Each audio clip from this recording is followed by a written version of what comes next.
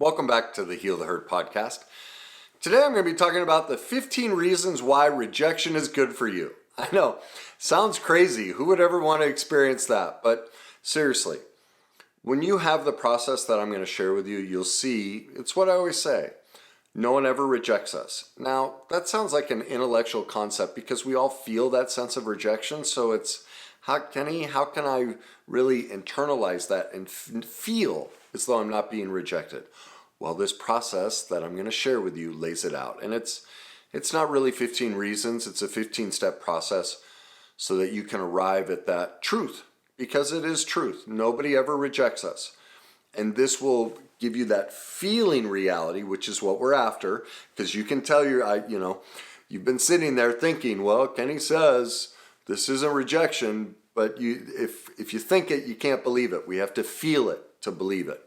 Well, this 15-step process will give you that feeling. It'll create it within you, and therefore you can internalize this as truth, that rejection is actually good for us, that in truth it's not even a rejection of us. Now, to make it even easier for you, on my new online magazine site, which is www.thegreatnessuniversity.com, I have created a workbook for you to go through this process.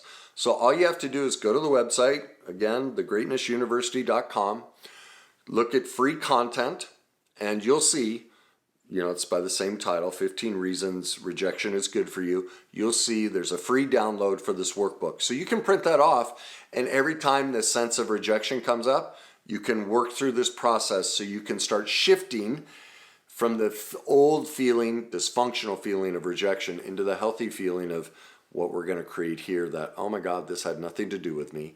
It's not even about me. And you can then never have to experience that sense of feeling rejected again. Okay? So let's get started with the process so you can feel that, because let's face it, that feeling of rejection is a horrific feeling. And so let's turn that around. So step number one is I want you to think back to the most recent time you felt rejected. Was it maybe a friend of yours, maybe your partner or spouse? There was a sense, or maybe your kids. Maybe you have adult children and there was something there. Whatever it was, that sense of feeling rejected, write it all out. And as I said, the workbook will give you the space to do that. So write out the details of the story of what happened. Now, step number two is, what was your emotional reaction? And really detail it. Now, if you aren't great with emotions, again, at the website, under that free content, there's a free feelings wheel. I encourage you to download that as well. Use that for this process. Get really detailed as to all the emotions you experienced. Were you sad? Were you angry, frustrated, confused, consternated? What was it that you experienced that in that moment of rejection, those deep feelings? All right? Now, the next step in this, step three, is, what does it mean that they didn't do these things for you, or didn't show up, or didn't care for you in the way that you were hoping? Now, that's the question. What does it mean? Did you conclude that if they didn't say yes to this, or didn't do this, or whatever it was your conclusion that they didn't care about you? Or care for you, that they were selfish or something along those lines, but somewhere inside of their inability to show up for you in the way you requested or demanded or would have liked, is it there a deep sense that the conclusion is they just don't care about you? Because if they really cared about you, they would have shown up? Think about that. I've never met anyone that hasn't come to that conclusion. So step number 5, what's your first memory of having that exact same feeling where you concluded that, my gosh, this means I'm not worthy of being cared for? That mom, dad, brother, sister, aunt, uncle, coach, priest, friend, what's your first memory? For everyone, obviously, their first memory is childhood. And in that moment, when maybe you didn't get to eat dinner that night, maybe you didn't get to play the sport or do the activity you wanted, Maybe you weren't listened to. Maybe you were left outside to play when it was freezing cold. What was it? Where were you left with the sense that you weren't worthy of being cared for? It'll always be found somewhere in childhood. Okay? Step number 6, part of step number 5 is telling the story of how you weren't cared for, just like you did in step 1. Really detail it out. So now you have the two stories to compare. You're going to see the basic words and the basic structure are virtually identical. Not only are the feelings the same, not only is the experience the same, maybe a different person, but they're almost identical. All right? Step number 6. Now we're going to start turning it around. Are there other possible reasons this person didn't do what they said they would do? Are there other possible reasons this person decided they didn't want to go on a date with you or didn't want to help you clean out the garage? Whatever it may have been that created this initial feeling of rejection. Start listing what other possible reasons they could come up for. Maybe they were sick. Maybe they were tired. Maybe they had a long day. Maybe they needed alone time. Maybe they just decided they liked blondes, not brunettes. Maybe they like different sports than you do. Maybe your politics are different. Maybe the religion is different. What other possible reasons could have come up for them not to show up and care for you in this instance? List all the possible reasons. I don't care if they sound crazy, but you're going to start to see, you're going to realize, oh my God, there are literally hundreds of possible reasons this person chose something different. And what you're going to discover is they have absolutely nothing to do with you. They have to do with what that person's morals and values are, what their needs and wants are, and what they found negotiable and non-negotiable, which is not a reflection on you.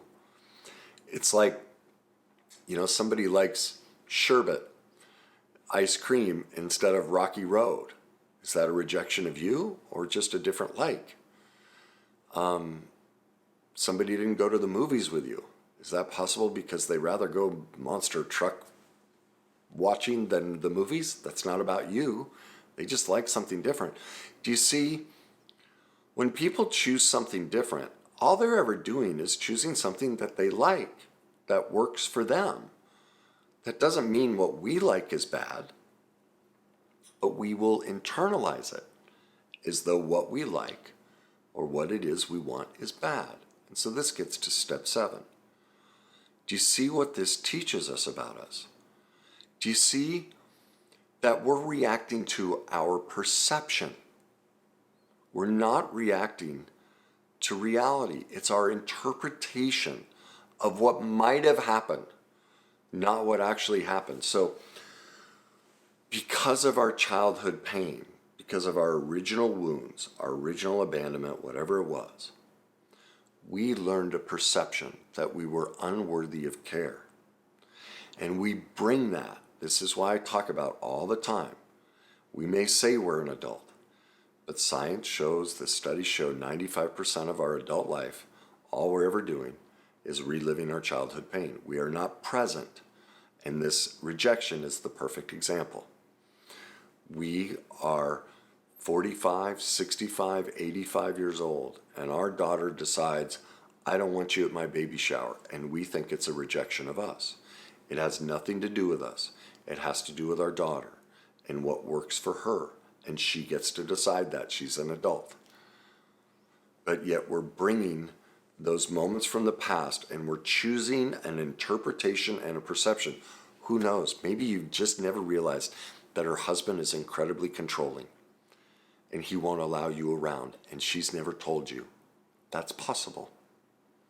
There are all these possible things, but we always choose an interpretation and a perception that identifies us as being unworthy of being cared for.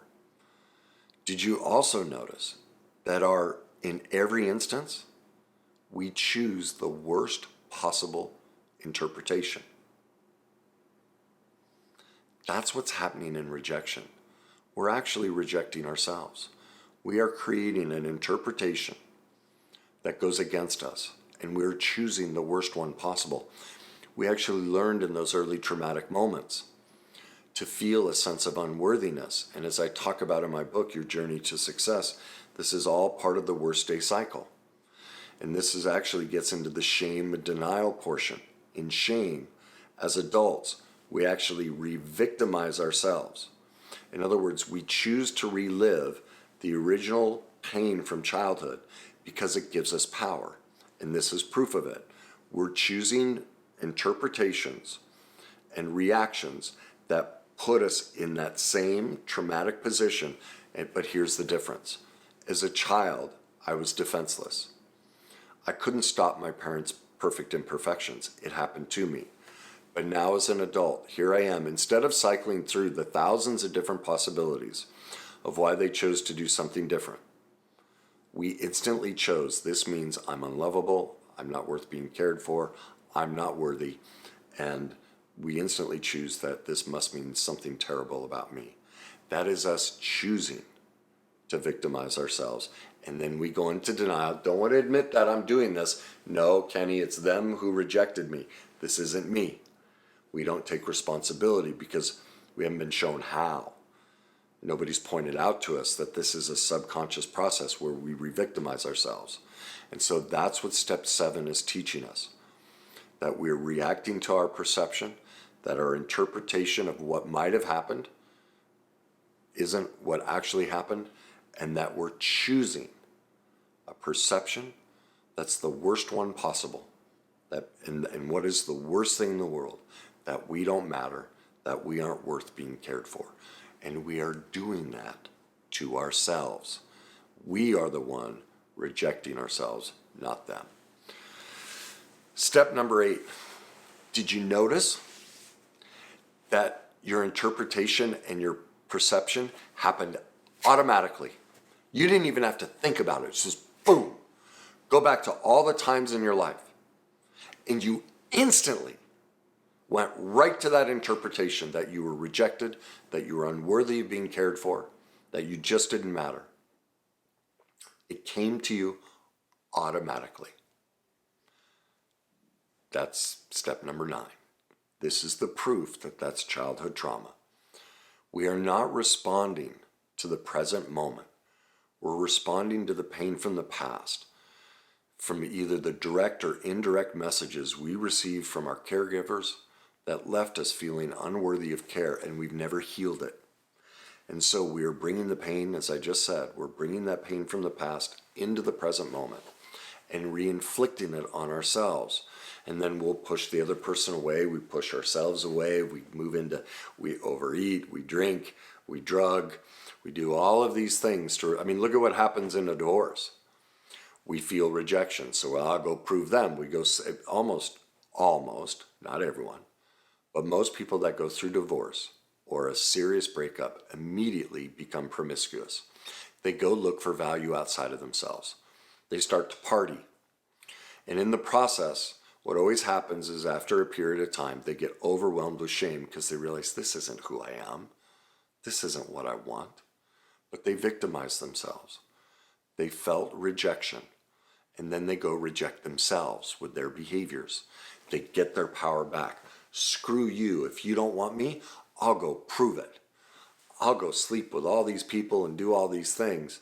Yet underneath, they can't stand themselves for doing it, so they're inflicting their own self-rejection. They chose the worst possible interpretation and perception, and they ended up rejecting themselves. That's how the worst day cycle works. We destroy ourselves. So that gets us to step number 10. All of this proves that we are stuck.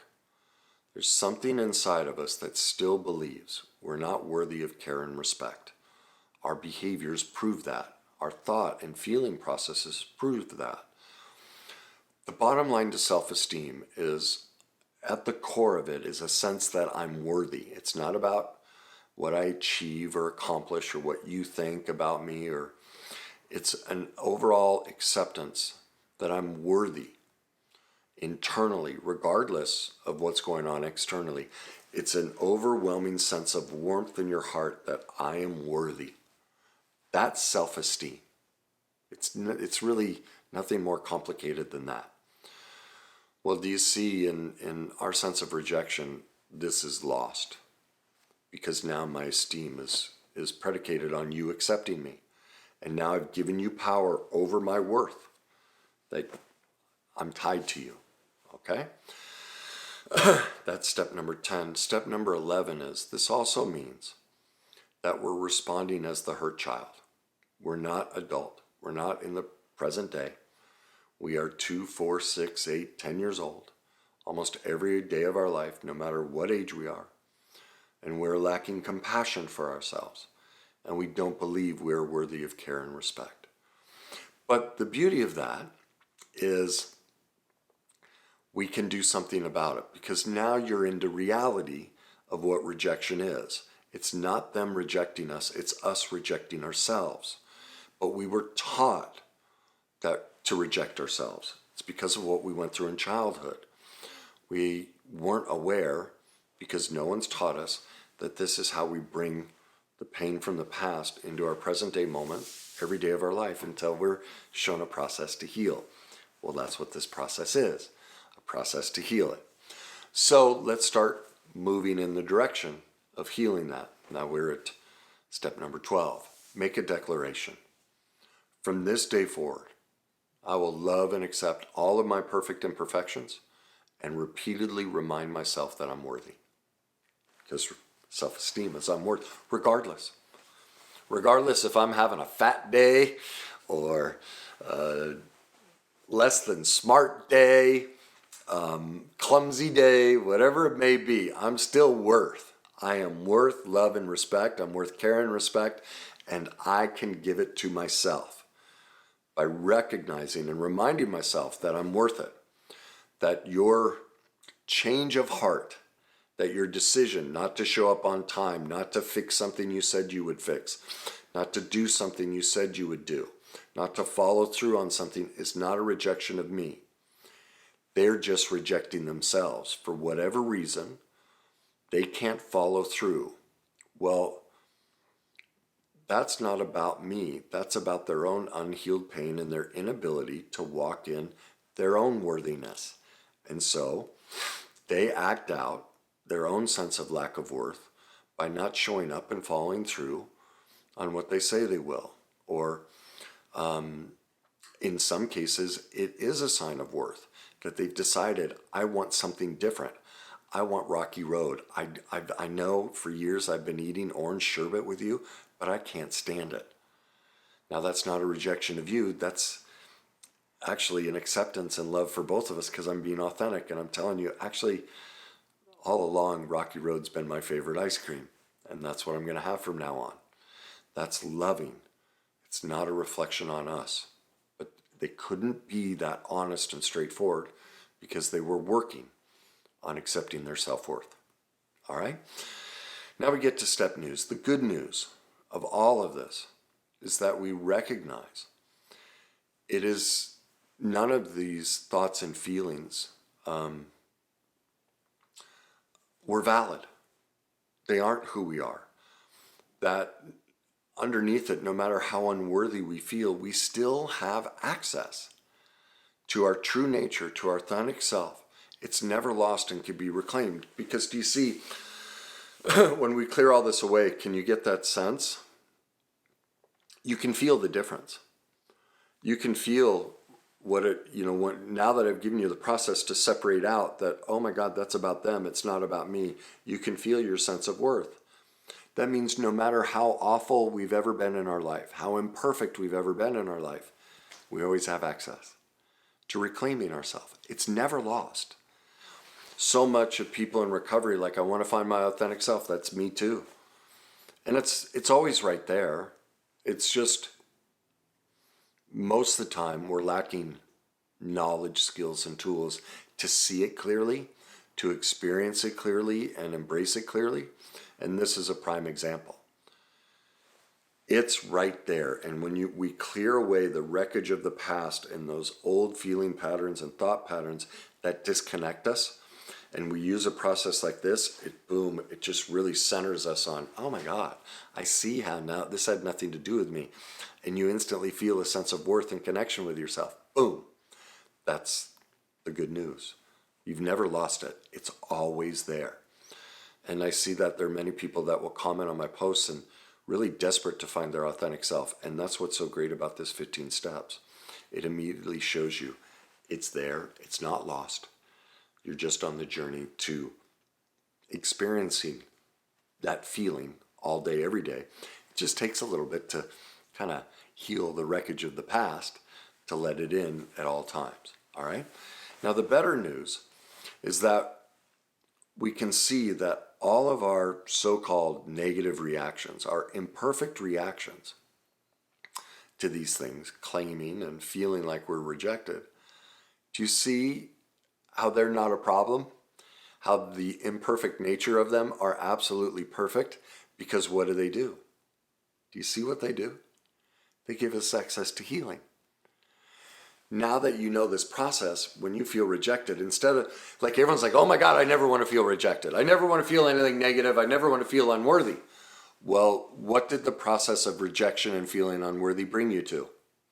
Worthiness, to your authentic self. Oh my God, please, let me experience this. It breaks my heart every time I see people in posts. I've given up on men. I've given up on women. You know, they just shut off themselves. They've dropped out of life. And it's only because, you know, that sounds very judgmental, like I'm saying there's something bad with them. I wonder if they would choose that interpretation. It's not. It's actually tremendous empathy, that because we don't teach these skills and tools, they don't realize that all of that pain leads them to everything they want. It's the doorway. And so it's like I always say, the more my life gets terrible, the more excited I become. It just means I'm close to something. It means I'm closer to another sense, a deeper sense of feeling my inherent worth, a deeper sense of connecting to my authentic self, of accepting all of me and my imperfections, because these imperfections show up to give us the opportunity to reconnect to ourselves. Do you see how this whole process, before knowing this process, our life is predicated on someone else's approval and non-rejection of me. That means I'm always the victim. I'm always helpless and powerless. My whole life, and whether I'm happy or not, is in somebody else's hands. The world's hands, really. Anyone but mine. Well, every time I experience my own perfect imperfection, my own worthiness and humanness at making mistakes and misinterpreting things, it opens the door to connection with me. It is the light.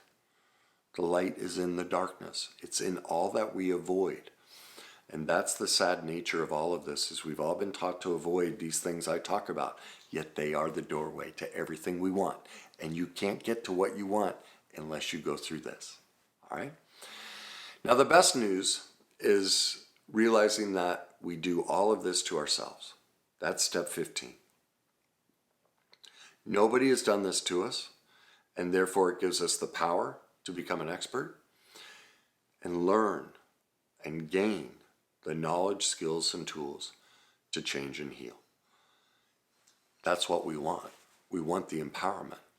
We want the sense. We just need to know how. Well, this is the step. So if you're tired of feeling that sense of rejection, if you're tired of reliving that pain from the past, this 15-step process, there's several other downloads that I have on my website as well. They're all part of the process to reconnecting, to recognizing and feeling your sense of inherent worth. I encourage you to download them all and go through all of the exercises and everything. It's just a reframing. It's recognizing that, you know, everything that was imprinted in us in childhood was perfectly imperfect, and we have the choice if we want to address it and embrace the imperfect nature of it, so that we can feel perfectly okay with it and our humanness. I know this, anyone that's chosen to do that work, they do. They succeed. They feel better. They like themselves more. They attract better relationships. They make more money. They have more joy in their life. This is how you get joy. So there's your 15-step process. Again, go to my website, www.thegreatnessuniversity.com. Look for the tab that says free content. It's right at the top navigation bar. I think on your phone, you'll have to hit probably, the 3 lines, and then all the different pages come up. Look for the one that says free content. Select it right there. You'll see the free download to walk yourself through this exercise. So you can use it with it's any negative feeling that comes up. You just walk through this exercise. It shows you how we're misinterpreting this, where we learned it in childhood, and how to turn it all around and recognize we're doing this to ourselves and we can change it. There's the feelings wheel there as well, so you can connect to the deeper feelings that are going on. And you can just accept, look, the bottom line is this. All of us are worthy. We all have inherent worth no matter what we do. There isn't anything we've done that makes us not worthy of love and care from ourselves. And that's where it has to start, is within ourselves. And this process shows you how to do it. So if you like this, please like it. If you'd like to leave comments, please do. And if you think this might help somebody, if you know somebody who's constantly spinning on rejection or constantly choosing interpretations that are hurtful to them, please share it with them. Pass along the journey to somebody else who needs their hand held. Walk with them. Be that protector and person that cares for them, even if they can't see it. They may not be ready to. That's okay. Walk them along that journey. And as I always say, enjoy the journey.